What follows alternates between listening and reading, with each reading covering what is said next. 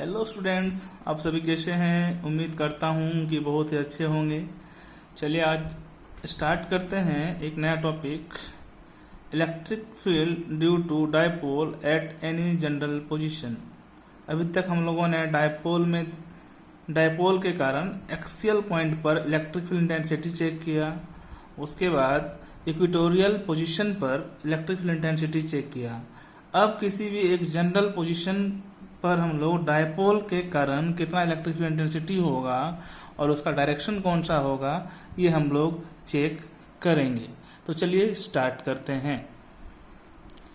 मैंने एक डायपोल को यहाँ पर ड्रॉ कर लिया है। ये मेरा माइनस क्यू चार्ज और ये मेरा प्लस क्यू चार्ज, और माइनस क्यू से प्लस क्यू की ओर एक जो डायरेक्शन होता है वो होता है डायपोल मोमेंट का डायरेक्शन, जिसे मैंने डिनोट किया है पी से। ठीक है। अब कोई भी एक जनरल पोजीशन आप ले सकते हो, यहाँ पे ले सकते हो, यहाँ पे ले सकते हो, यहाँ पे ले सकते हो, इधर ले सकते हो। ठीक है। मैंने यहाँ पे कंसीडर कर लिया एक जनरल पोजीशन, इसका नाम मैंने क्या रख दिया, एम। ठीक है। अब इस डायपोल के कारण हम देखेंगे कि एम पर इलेक्ट्रिक फील्ड इंटेंसिटी कितना है और इलेक्ट्रिक फील्ड इंटेंसिटी का डायरेक्शन किधर है। ठीक है। तो हम लोग करते क्या है, हम लोग देखते हैं कि ये जो डायपोल मोमेंट है इससे, ठीक ना, एम थीटा एंगल लिए हुए है। कितना, थीटा एंगल। ठीक है। ये थीटा एंगल, और ये जो डिस्टेंस है ये कितना है, आर। ठीक है। इसी को मैं नोट पहले कर लेता हूं। ओके, मैंने नोट कर लिया है। M is a point at distance r such that vector r makes angle theta with dipole moment p. ठीक ना। ओके, कोई दिक्कत यहां तक तो आप लोगों को नहीं होनी चाहिए। अब ध्यान दीजिए, ये पहले हम लोग क्या करते थे, पहले हम लोग एक्सियल पर चेक करते थे इलेक्ट्रिक फील्ड इंटेंसिटी। ठीक है। उसके बाद किस पे किए, इक्वेटोरियल पर किए। ठीक है। लेकिन यहाँ पर हम देख रहे हैं कि ना ये इक्वेटोरियल पर है और ना ही ये एक्सियल पर है। पॉइंट एम ये है कहाँ, थीटा एंगल लिए हुए डायपोल मोमेंट से आर डिस्टेंस पर है। ठीक है। ओके, तब हम लोग क्या करते हैं, तब हम लोग पी को रिजॉल्व कर लेते हैं। ठीक है। पी को रिजॉल्व करते हैं, इसका दो कंपोनेंट हम लोग बना लेते हैं। ध्यान दीजिएगा, ठीक ना। ये पूरा मेरा पी, ये पूरा मेरा पी है। क्या है, पी। ठीक ना, इसे आप याद रखोगे, ये मेरा पूरा पी है। ठीक है। ओके, अब ध्यान दीजिए, पी से थीटा एंगल अगर मैं कंपोनेंट कंसीडर करूं तो ये वाला मेरा कौन सा हो जाएगा। आप वेक्टर पढ़े हो तो आप बता दोगे इसे कि सर ये पी कॉस थीटा होगा, है ना। ओके, अब इसी को और हम थोड़ा सा बैक ट्रैक करें तो आप बता सकते हो कि ये वाला एंगल इससे 90 डिग्री, इसका नॉर्मल अगर मैं ड्रॉ करूं इस तरह से, ठीक है, तो एक ये वाला कंपोनेंट मुझे मिला। ओके ना, और ये मेरा कंपोनेंट क्या हो जाएगा, पी साइन थीटा। ठीक है। एक मेरा क्या मिला, पी कॉस थीटा, और एक मेरा क्या मिला, पी साइन थीटा। ठीक है, ये आप याद रखना। अब हम लोग करते क्या है, हम लोग मुझे इस डायपोल मोमेंट के दो कंपोनेंट मिल गए, एक पी कॉस थीटा और एक पी साइन थीटा। ठीक है। मुझे चेक कहाँ पे करना है, इलेक्ट्रिक फील्ड इंटेंसिटी इस लोकेशन पर चेक करना है। ठीक है। तो सबसे पहले हम लोग करते क्या है, मैंने एक्सियल पर और इक्वेटोरियल पर दोनों पॉइंट पर इलेक्ट्रिक फील्ड इंटेंसिटी डायपोल के कारण चेक किया है। ठीक है। अब ध्यान दीजिए, ये सारा का सारा आप भूल जाइए, इसको भूल जाइए, टोटल सिर्फ ये वाला कंपोनेंट याद रखिए, पी कॉस थीटा। ठीक है। पी कॉस थीटा ये कंपोनेंट याद रखिए डायपोल मोमेंट का। ठीक है। अब आप बताइए पॉइंट एम पर ये कौन सा हो जाएगा।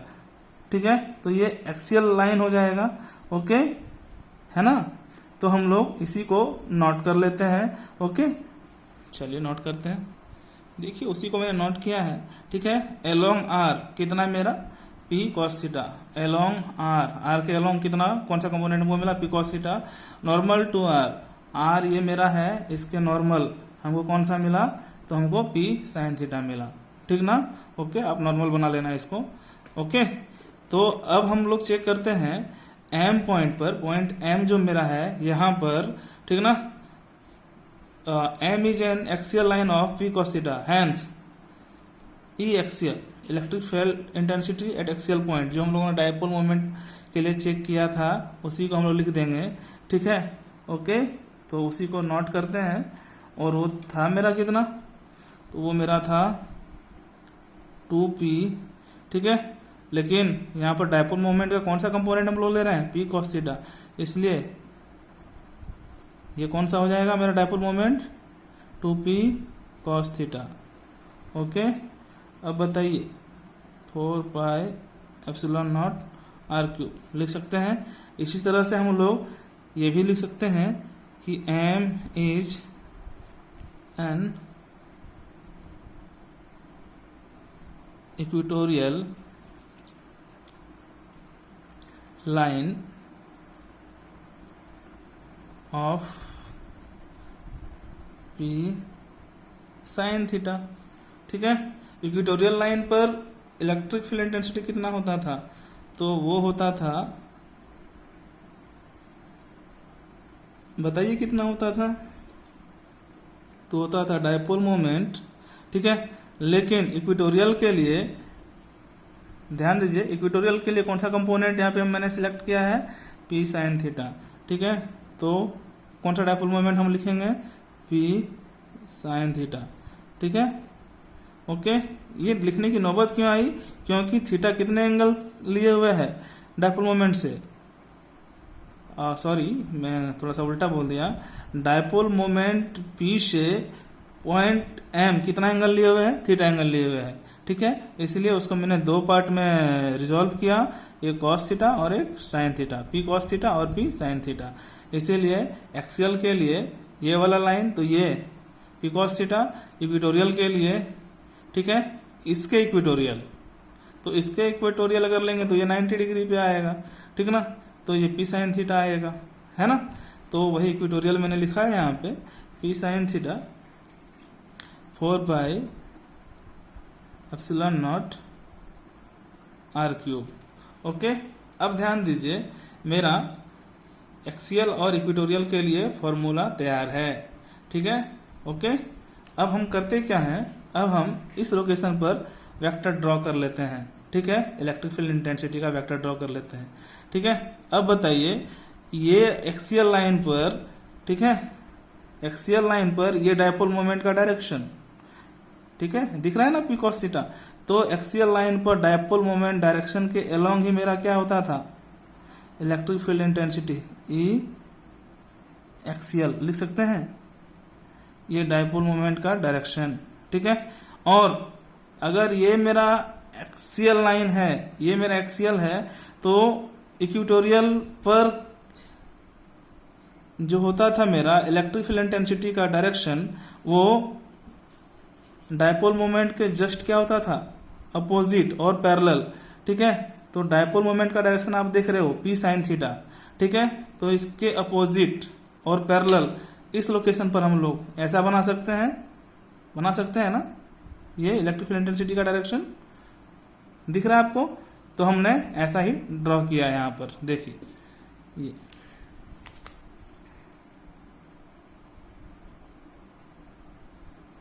ये इलेक्ट्रिक फील्ड इंटेंसिटी किसके कारण, इक्वेटोरियल के कारण, ठीक है, यहाँ पे इक्वेटोरियल है, इसे आप याद रखोगे। अब हम क्या करते हैं, ठीक है, एक मेरा ये कंपोनेंट इक्वेटोरियल और एक मेरा एक्सियल, तो इसका रिजल्टेंट हम लोग सेट कर लेते हैं, ठीक है, ये रिजल्टेंट ई रिजल्टेंट और एक पैरेललोग्राम सेट कर लेते हैं, ये पैरेललोग्राम दिख रहा है आपको, है ना। तो आप ऐसे बना लोगे,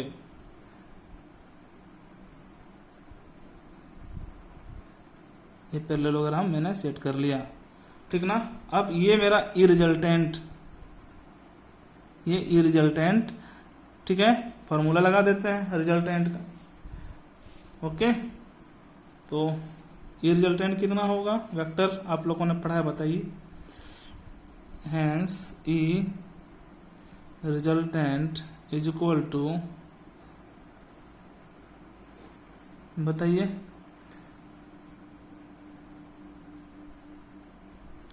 ई एक्सएल का स्क्वायर प्लस ई इक्वेटोरियल का स्क्वायर अंडर रूट। ठीक है, अब ई एक्सएल मेरे पास है और इक्वेटोरियल भी मेरे पास है, दोनों को सेट करते हैं, दोनों को सेट करते हैं तो कितना आ जाएगा बताओ, 2p cos theta 4 pi epsilon naught r cube square plus p sign theta 4 pi epsilon naught r cube square. ठीक है, इसको सॉल्व कीजिए, कॉमन लीजिए, कॉमन p आ जाएगा, 4 pi epsilon naught r cube आ जाएगा। ठीक ना, तो p को बाहर कीजिए, 4 pi epsilon naught r cube को बाहर कीजिए, अंदर में कौन बच गया, cos थीटा, 2 cos थीटा, तो 4 cos square, 4 cos square theta, और यहाँ पर कौन है sine theta, plus sine square theta. Okay, अब आप लोग ऐसा दे सकते हो ये रिजल्टेंट। ठीक है, यहाँ पर भी आप लोग ले सकते हो ये रिजल्टेंट, ये resultant p 4 pi epsilon naught r cube. देखो इसको मैं ऐसे थोड़ा सा जगलिंग करता हूँ। ठीक है, trigonometry, 3 cos square theta plus cos square theta plus sine square theta. ठीक है, cos square theta plus sine square theta equal to what, 1। ठीक है, तो हम लोग लिख सकते हैं 3 cos square theta plus 1। Okay, ये चीज समझ में आया, तो हम लोग उसी तरह से लिखेंगे इसको। ओके, तो मेरा ये फॉर्मूला आया। ठीक ना, अब हम लोग चेक कर लेते हैं इस फॉर्मूला को, ये जनरल पोजीशन के लिए फॉर्मूला है मेरा डायपोल मोमेंट का। ठीक है, कब, जब डायपोल मोमेंट से पॉइंट m कितना डिग्री का एंगल लेके रहे, थीटा डिग्री का एंगल लेके रहे, है ना। ओके ना, अब हम देखते हैं कि ये इस जनरल फॉर्मूले से क्या मेरा एक्सियल पर इस डायपोल मोमेंट, ये जो मेरा डायपोल था एक्सियल पर जो मेरा फॉर्मूला था और इक्वेटोरियल पर जो मेरा फॉर्मूला था, वो क्या इस जनरल फॉर्मूले से सेटिस्फाई होता है। अगर होता है तो ये मेरा फॉर्मूला करेक्ट है। ठीक है, तो हम लोग चेक करते हैं। ओके, यहाँ पर ध्यान दीजिए, अभी भूल जाइए, आप इसको भूल जाइए और इसको भूल जाइए। ठीक है, सिर्फ एक्सियल पर याद रखिए। एक्सियल पर मेरा कितना होता था इलेक्ट्रिक फील्ड इंटेंसिटी डायपोल के कारण, तो होता था मेरा E axial is equal to 2p